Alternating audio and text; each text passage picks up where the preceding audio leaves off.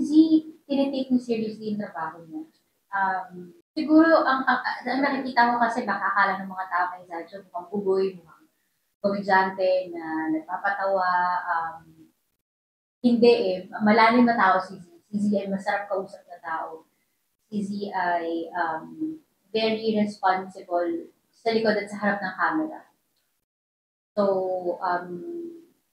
pagka kasi meron kang ganong klaseng work ethic, kumbaga, okay na, na-checkan mo na yung lahat.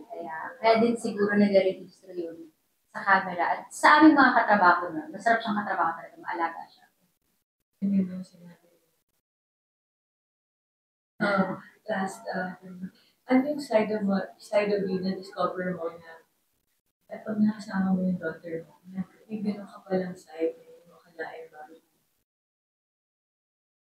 Well, siguro yung pasensya. Hindi mo akalain na gano'n pala yung pwede may ganong patience pala ang isang magulang.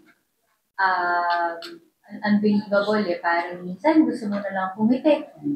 Dahil pagod ka na rin, pero hindi ka mapupunta doon eh. Hindi ka mapupunta doon sa magagalit eh. Lagi mo yung capacity ng isang bata kung ano lang kaya yung bibigyan. Pero ikaw, mas malawak dapat yung understanding mo dahil mas maganda sa kanya. Siguro yun, and yung hindi ka makakaramdam ng pagod.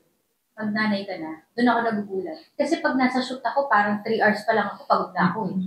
Pero pag nasa bahay ka, parang marirealize mo na lang mga after, siguro pa-dinner na nung nakaupo kayo.